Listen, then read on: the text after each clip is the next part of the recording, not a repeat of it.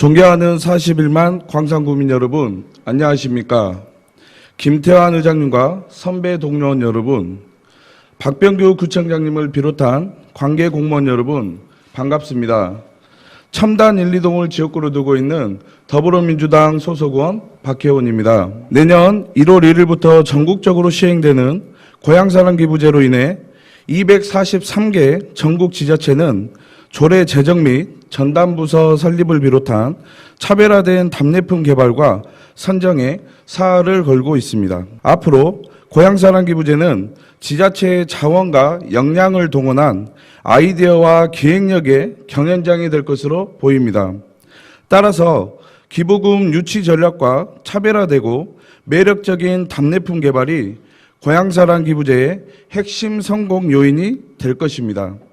고향사랑 기부제는 일본에서 2008년부터 시작한 고향세 제도를 착안한 것으로 일본은 2021년 그 규모가 우리 돈 약 8조 원을 돌파하여 지금까지도 큰 호평을 받고 있다는 것을 증명하고 있습니다. 광산구에서 고향사랑 기부제가 성공적으로 정착하기 위해서는 일본 각 자치구의 성공 사례와 실패 요인을 면밀히 분석하여 광산구만의 독자적인 전략과 방안이 필요로 할 것입니다. 최근 광주광역시는 광주 김치, 농축산 꾸러미, 우리밀 가공품 등 10가지 답례품을 선정하여 추후 관광상품을 연계한 답례품을 확대 개발 및 홍보를 적극 나설 계획이라고 합니다. 광산구청을 포함한 5개 구청은 농어촌과 다른 도시 지역의 특성상 지역을 대표할 만한 마땅한 특산품을 찾지 못해 차별화된 답례품 개발에 어려움이 많은 것이 현실입니다. 저희 광산구는 현재 고향사랑 기부제에 대한 관련 조례 제정이 되어 있지 않으며 구체적인 답례품 선정과 기부금 유치 및 활용 방안도 부재한 실정입니다.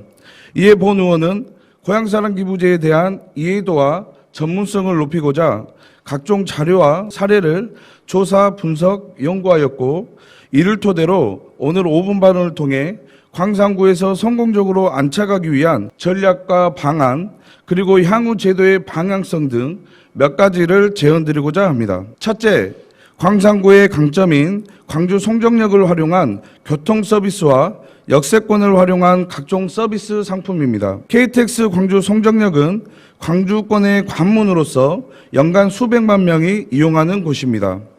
역세권을 활용한 3만 원 상당의 기부자 택시 등 교통 서비스를 비롯한 식음료 서비스 상품권, 숙박시설 제공 서비스 상품권 등을 제공하는 것입니다. 이는 광주 또는 광산구에 연고를 두지 않은 출향인이 아닌 일반인이라도 충분한 기부 효용이 높아 지속적인 기부를 하는 충성도 높은 기부자가 될 것이며 매우 성공적인 답례라고 생각됩니다. 본 의원의 고향은 한평군입니다. 만약 기부자가 광주 송정역에 도착해서 인근 군 지역으로 교통 서비스를 받는다면 매우 높은 만족도를 보일 것입니다. 둘째, 고액 기부자에게 화분형 가로수 및 조경수에 기부자 성함을 넣어주자는 것입니다. 일본의 경우에는 동물원에 동물의 이름을 지을 수 있는 권리를 추첨으로 시행하여 큰 호응을 얻었던 성공 사례가 있으며 광주시도 기부자의 예우 차원에서 기부자의 이름과 메시지를 문화예술회관 좌석 뒷면에 새겨주는 네이밍 도네이션과 일석삼조 프로젝트를 구상 중이라고 합니다. 1인 또는 다수인의 이름을 화분형 가로수에 새겨주어 기부 효능감을 높여주자는 것으로 이는 기부문화 홍보 확산뿐만 아니라 도시미관 개선에도 큰 도움이 될 것입니다. 셋째, 도농복합지역인 광산구의 어등산, 용진산, 송산 유원지 등 지역의 체험형 숙박시설을 제공하는 것입니다. 휴가철과 명절에는 숙박시설 부족으로 예약에 어려움이 많기에 그 시기에 제공되는 숙박 서비스는 기부자들에게 매우 매력적인 답례품이 될 것입니다. 이는 수도권 등 은퇴자를 위한 은퇴도시 개발에도 연계성이 있으며 추억과 인연을 주는 관계인구 형성에도 큰 역할이 될 것으로 예상됩니다. 넷째, 추후 답례품 개발을 지역 특산품에만 한정하지 말고 창의적, 매력적 상품으로 넓혀야 하며 지역 내 사회적 기업과 마을 기업 상품도 잘 살펴보아야 합니다. 일본의 경우 지역 특산품에 한정하지 않고 전자제품까지 답례품 영역을 넓혔으며 독특한 아이템으로 가리비 수영복을 만들어 답례품으로 제공한 사례도 있습니다. 마지막으로 고향사랑기부제를 답례품 제공이라는 제한적 시각을 통해 답례품 경쟁 아이템으로 전락시키지 말고 지역과제를 공유하고 해결하는 방안으로 보아야 합니다. 이는 지역의 문제를 다른 지역 사람들과 공감대를 형성하고 호응할 수 있을 때 성공할 수 있을 것입니다.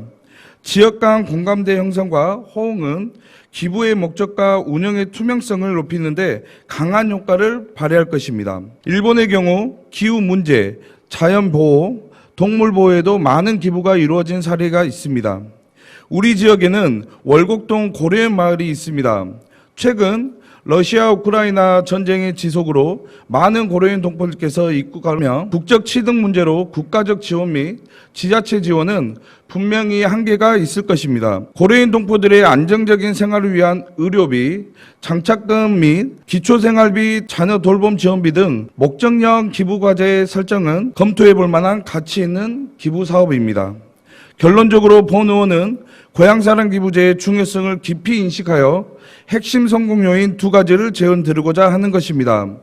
답례품과 서비스 상품을 창의적으로 개발해야 한다는 것이며 가치 있고 공유성이 높은 지역에 기부 사업을 발굴해야 된다는 것입니다.